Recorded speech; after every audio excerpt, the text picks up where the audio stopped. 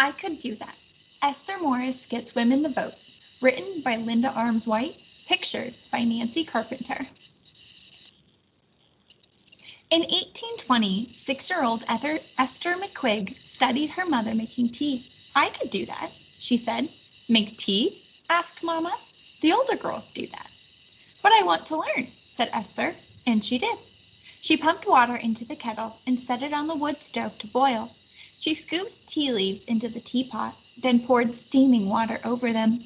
Esther strained the tea into cups, one for her mother, one for herself. As they sat near the window of their New York house, Esther saw men riding by in their best suits, carrying flags.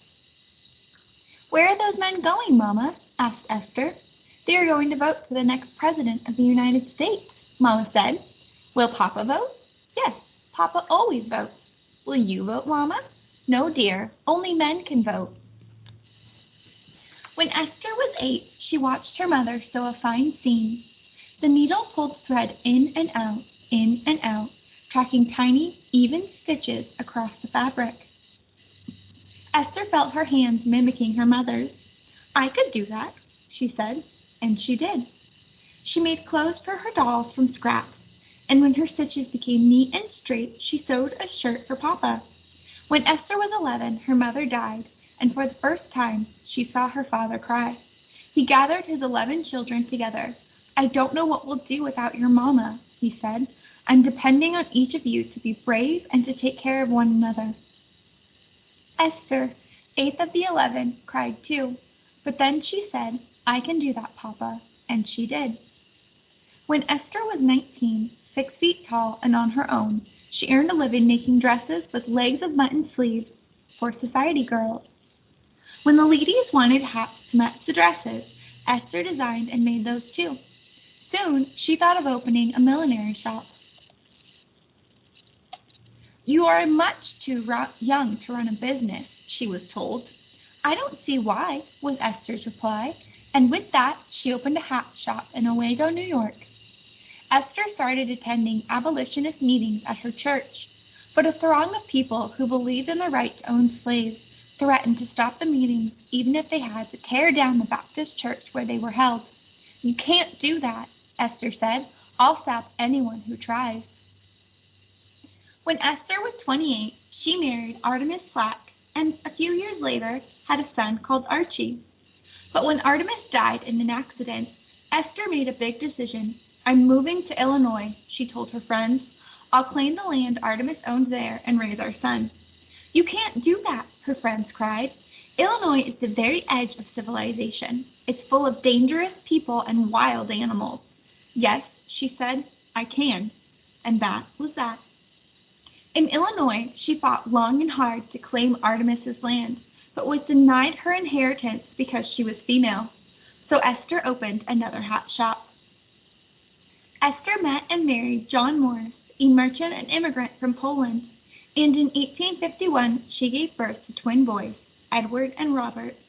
But John had a hard time making a living, so while Esther raised the children, cooked the meals, and washed the clothes, she helped earn the money too. When Esther was 46, she went with John to the presidential election polls and watched through the window while he voted. You know, she told him when he came out, I could do that. Politics is the business of men, my dear, he said. Said Esther. It's our country, too. When war broke out between the northern and southern states, Esther was proud that Archie joined the victorious fight of the North to end slavery. Soon after, an amendment to the Constitution granted African American men all rights of citizenship, including the right to vote. When Esther heard Susan B. Anthony speaking out about women's rights, Esther began to hope that someday women might vote too. In 1869, when Esther was 55, she and her 18-year-old sons moved to the newly formed Wyoming Territory, where John and Archie, who'd gone there the year before, waited. Esther and the boys traveled by train across miles of prairie, then by stage over Rocky Hill to South Pass City, a dusty, hurriedly built town where gold had been found. Most of the 2,000 people who lived there were rowdy young men. The Morrises moved their belongings into a small log cabin, and South Pass City became home. John tried his hand at another business. Archie bought a printing press and started a newspaper. Esther opened another hat shop. But with 6 men to every woman, there was always a need for someone to nurse the sick and wounded, sew clothes, help deliver babies, and give motherly advice to the few young women in town. I could do that, Esther said, and she did. One day, Esther read a proclamation tacked to a wall.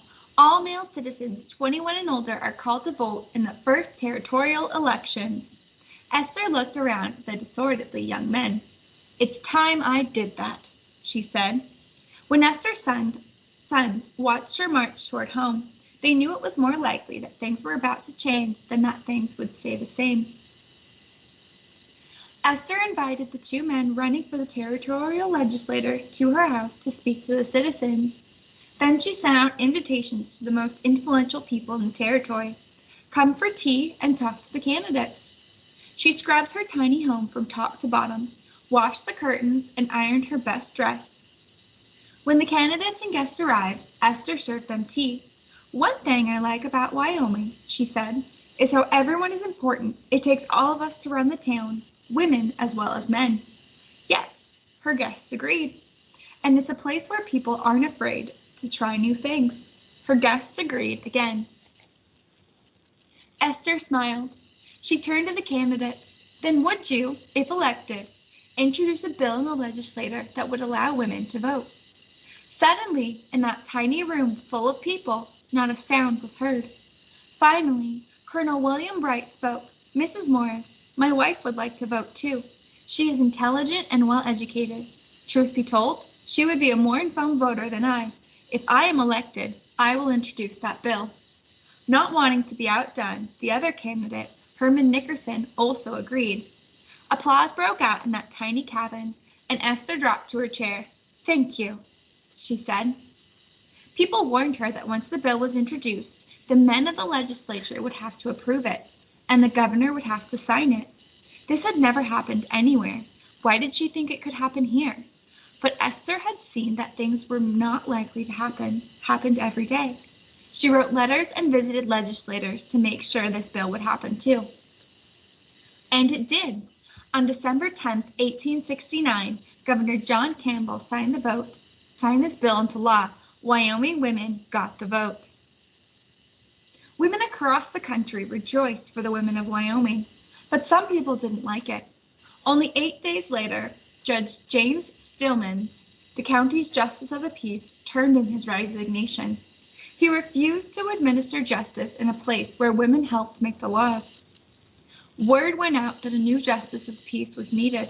Esther's boys turned to her. Mama, you could do that, they said, and so she applied. Archie, then clerk of the court, proudly swore his mother in, making Judge Esther Morris the first woman in the country to hold public office. But Judge Stillman refused to turn over the official court docket to Esther. Never mind, she said. Archie, will you please go to the mercantile and buy me a ledger? I'll start my own docket. And of course, she did. On September 6, 1870, 1 year after her tea party, Judge Esther Morris put on her best dress and walked with her husband John and her sons down the dusty street to the polling place. She would be one of 1,000 Wyoming women to vote that day, the first ever given that right permanently by any governing body in the United States. As they walked, John, who still didn't think women should vote, tried to coach her on which candidates and issues to vote for. Esther held up her hand. I can do this, she said, and she did.